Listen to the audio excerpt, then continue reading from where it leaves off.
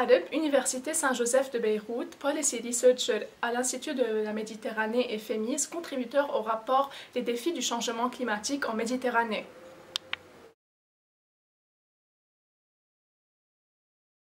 Le Liban ne donne pas assez d'importance à la question du changement climatique et de la protection de l'environnement dans son agenda politique, bien que le Liban commence à sentir les effets de ce phénomène. D'autres questions comme par exemple la grille salariale ou actuellement les élections législatives sont perçues comme beaucoup plus importantes. De même, ratifier l'accord de Paris va imposer au Liban des dispositions du traité, ce qui va en quelque sorte influencer les mécanismes politiques et les législations. Et comme le Liban ne voit pas dans cet accord comme une priorité, on voit l'accord de Paris comme un poids lourd en termes de législation, mais aussi en termes de financement.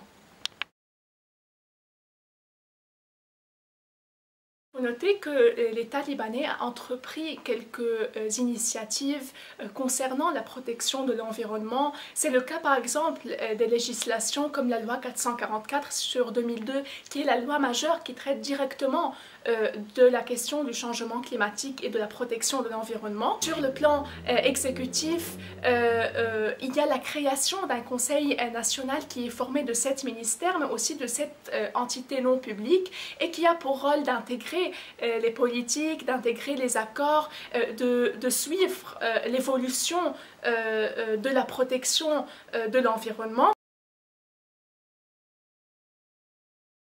Depuis quelques années, les ONG et la société civile jouent un rôle très important en éveillant l'attention des Libanais sur la question de la protection de l'environnement, en créant une culture de développement durable, en changeant les mentalités, en incitant au recyclage depuis les écoles et les institutions éducatives.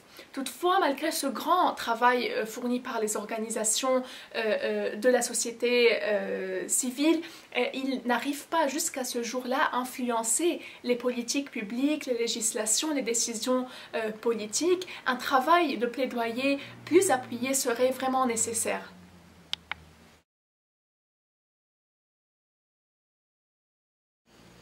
La résolution des crises des déchets qui a débuté en 2015 et qui jusqu'à ce jour n'a pu être traitée de façon efficace par les autorités devait être présente en premier dans l'agenda politique de la protection de l'environnement.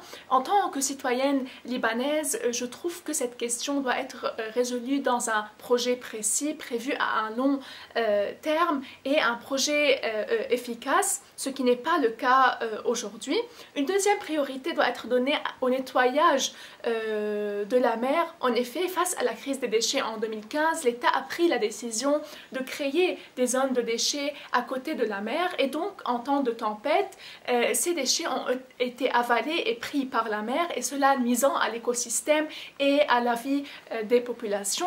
Par ailleurs, les ONG libanaises qui sont en manque de soutien devraient de plus en plus établir des partenariats avec des organisations internationales qui agissent en matière de changement climatique et de protection d'environnement et qui pourraient adapter leurs solutions localement et accroître la capacité d'adaptation de l'économie libanaise.